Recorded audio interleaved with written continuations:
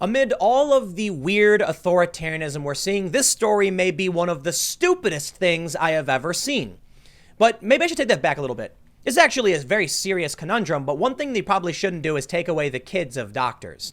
So you have this ER doctor, this woman named Dr. Teresa Green. She's an emergency room physician in Florida. Well, her ex-husband said that because of her increased exposure to COVID-19, he should have sole custody of their daughter, and the courts agreed. On the surface, the dad is right? Well, let me read this for you, and then I'll break this down, because this is a serious conundrum that I ultimately think you can't take the daughter away from a doctor. You want doctors to quit, and you want things to fall apart. This is how you do it. The Daily Mail says, heroic ER doctor fighting on coronavirus frontlines has her 4-year-old daughter taken away from her by judge who grants custody to her ex-husband due to her significantly heightened exposure to COVID-19. Dr. Teresa Green, an emergency room physician in Florida, has temporarily lost shared custody of her 4-year-old daughter because of her work saving lives during the coronavirus crisis. Her ex-husband filed for temporary sole custody of the little girl due to the mother's significantly heightened exposure to COVID-19, and a judge granted it, even though Green has tested negative for the deadly virus. Well, I don't think that matters, even if she did. She could contract it at any moment. Green is now facing an impossible and cruel choice between being a mother and her duty as a medic, while the U.S. healthcare system buckles under the weight of the pandemic and grapples to find enough healthcare workers to keep COVID-19 patients alive.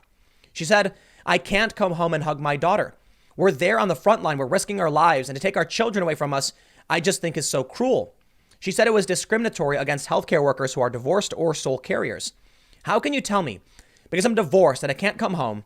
Obviously, I have to shower, but that I can't come home and hug my daughter. It's really discriminatory against divorced parents, and particularly I feel for the children." Now, this is a difficult position. I don't think it's discriminatory. I don't agree with the court. Well, look, I understand why they did it. It's true. This little girl has heightened exposure, and the dad is right to want to keep her safe. This is a doctor who likely comes into contact all the time, and even if she's testing negative, could contract it at any point and bring that and give it to her daughter. The bigger problem, though, is how do you maintain the healthcare system?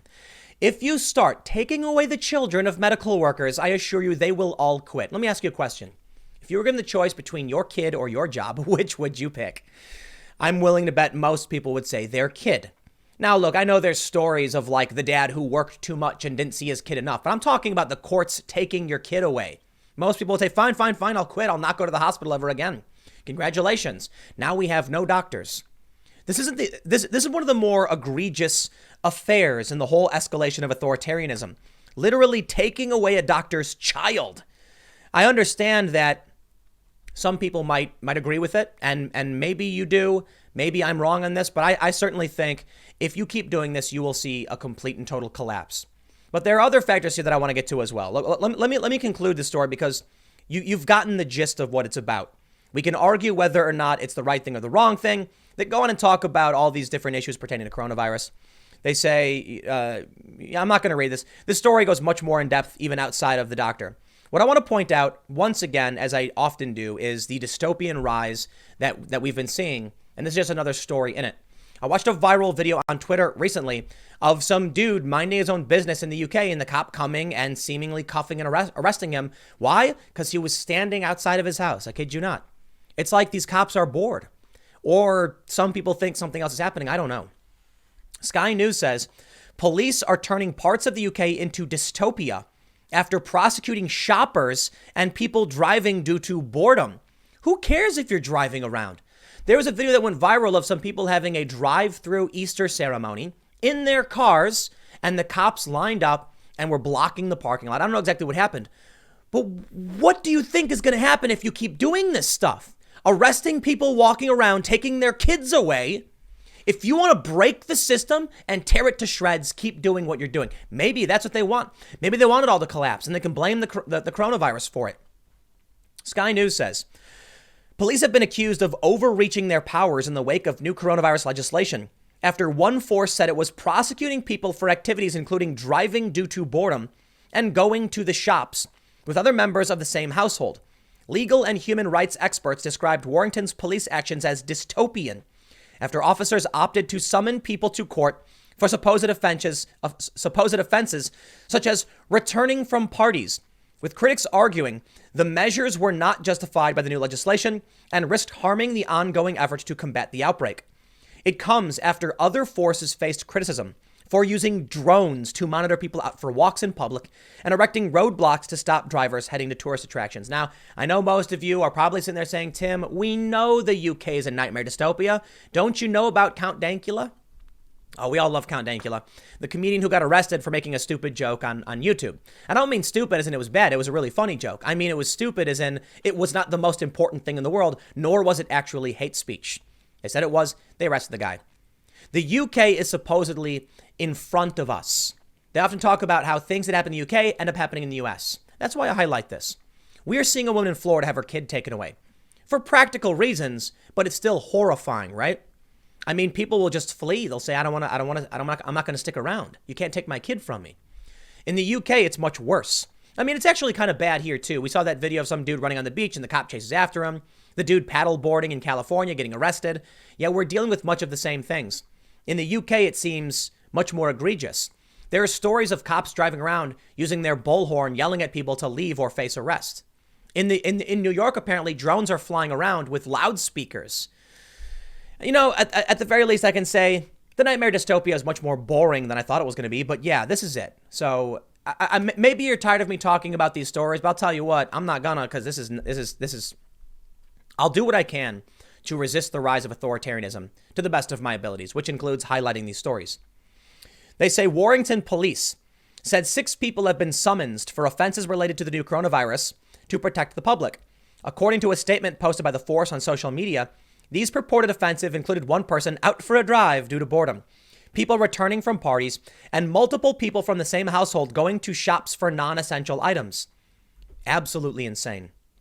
Asked about the way police were interpreting the new rules at the daily Downing Street briefing and about whether the UK was becoming a police state, Foreign Secretary Dominic Raab said, "Of course, we back the police doing a very difficult job of unprecedented circumstances, but common sense should be used."